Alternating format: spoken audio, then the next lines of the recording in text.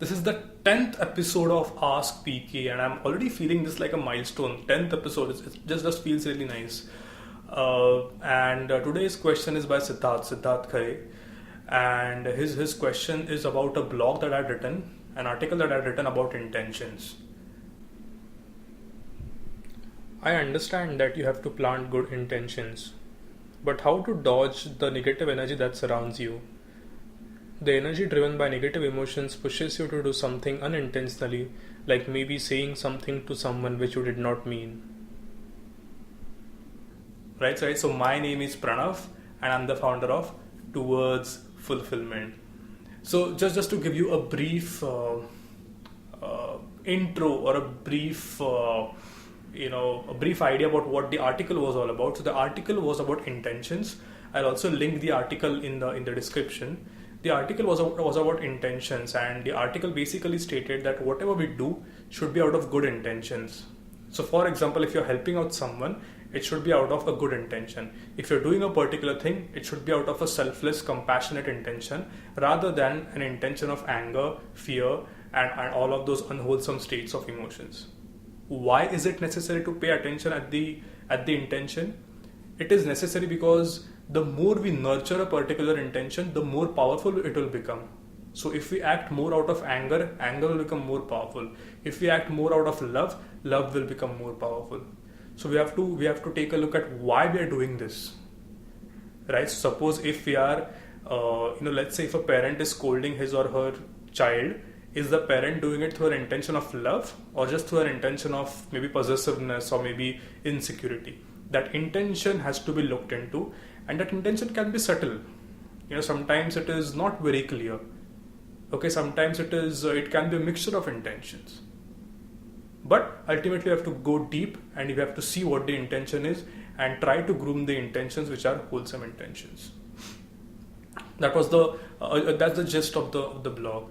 Now, Siddharth's question was very interesting, and it actually made a lot of sense. He said that yes, makes sense that if we want to plant good intentions, rather we should aspire to plant good intentions in our mind. But what about those times when we just can't do that? Let's say when we get angry in a situation, or when there is a situation which causes some unpleasant, overwhelming emotions inside us. In those situations, it is just not possible for all of us, in fact, to act on the basis of a good intention.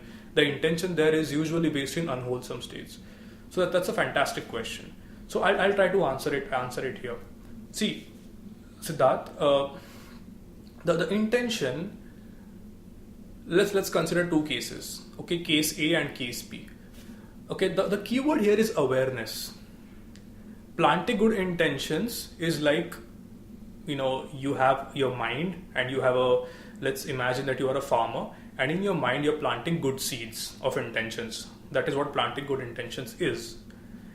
Whereas dealing with overwhelming emotions is less of planting good intentions, but more of removing the unwanted crops from the field, or removing the weeds which suck out the nutrition from the soil, which can be then utilized by plants.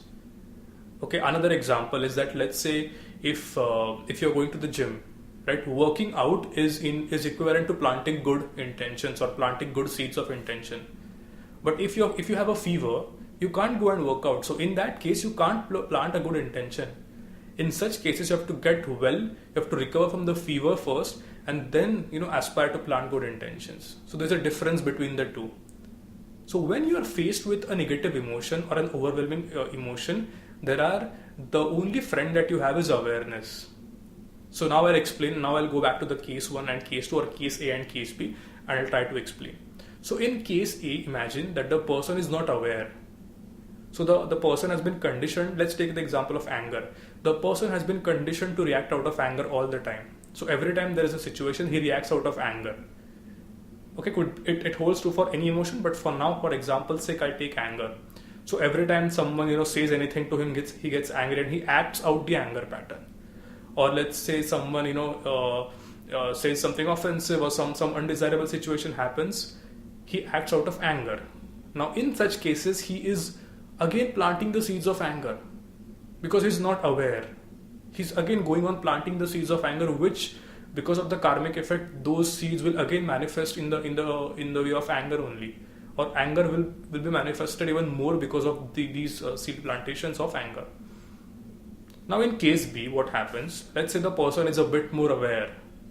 So when he's angry, yes, he still feels the anger. He's not enlightened, so he still feels the anger. But in this case, he's more aware. So a tiny alarm goes inside his head which says, oh, anger has come. Anger has come. And because the person is aware, he's more skillful at handling the emotion. So he feels it, okay? He also feels the anger. He can feel his face going hot. He can feel, his palpitations, the heartbeats increasing. Or maybe he can feel it somewhere else. He feels it, but he's aware of it. So, but he is a bit cautious that, let me feel anger. Let me be aware of anger. And as you start becoming aware of the overwhelming emotion, it kind of loses its power. Because what is awareness? Awareness is not pushing away. Awareness is not acting out. It is something which is a mid-path, a midway, where you don't push it away, where you don't cling to it, but you observe it like a scientist. You observe it, you look at it. And when you look at it, you understand it. And when you understand it, it kind of tends to dissolve.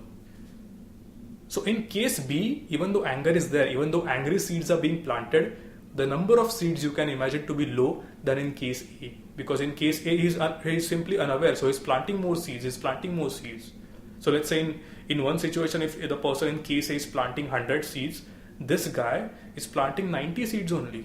So he has, got rid of 10 seeds.